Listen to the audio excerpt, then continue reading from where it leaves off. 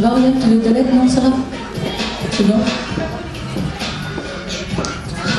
Ça y est. Hop.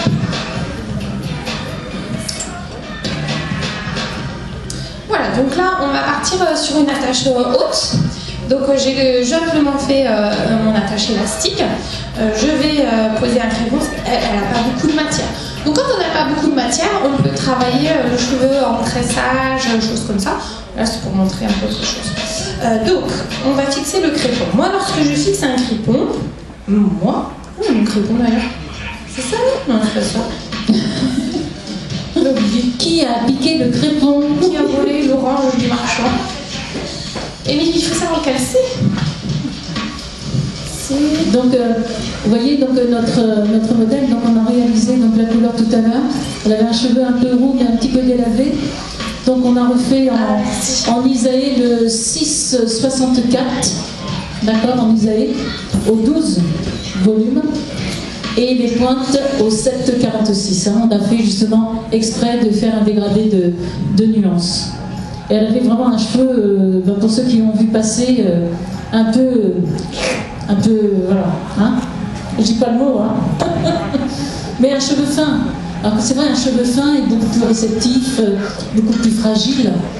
Donc, et c'est vrai que c'est là où on joue beaucoup avec tout ce qui est bain de lumière, etc. Hein. Tout le monde connaît le bain de lumière, tout le monde en fait. Hein, c'est vrai que c'est quelque chose que nous, à chaque fois, on dit, on redit, parce que le bain de lumière permet vraiment de raviver, de neutraliser, de renuancer.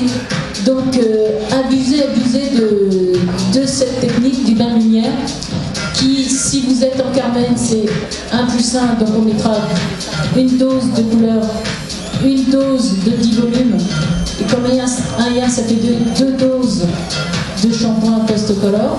Et si je suis en Isaïe, pareil, c'est 1 pour 1, donc 1 pour 1, plus 2 doses de shampoing. Tous pour 1, tous ensemble, non, pas ça. Et si je suis en ton sur ton avec Safranissimo, là par contre, ça sera 1+2, et 2 et 1, ça fait 3 doses de shampoing post-color. Donc là, avant de fixer mon crépon, je prépare mon ossature. Ça, l'ossature, parce que moi j'ai un peu un problème à fixer le crépon en direct dans la tâche. Je trouve que ça a une tenue, ça glisse un petit peu. Voilà. Donc j'ai trouvé ça. Je fais un carré avec mes pinces plates que j'emboîte les unes dans les autres. Et comme ça, en fait, quand je viens planter mes épingles, et bien en fait les épingles passent en dessous entre le cheveu et votre ossature métallique. Et alors là, je vais vous dire avant que ça s'arrache, tout va venir avec. Hein. Tout à fait. Le crépon, mais les cheveux aussi.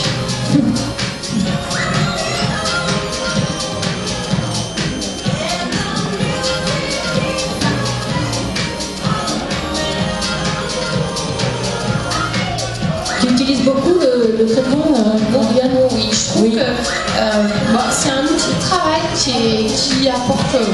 Bon, quand elle. Faut pas qu'il y ait de crépon, faut qu'elle ait vraiment beaucoup de cheveux. Oui. Alors, je trouve que moi, ça vous donne directement le volume, ça vous donne directement une solidité. C'est-à-dire que même si.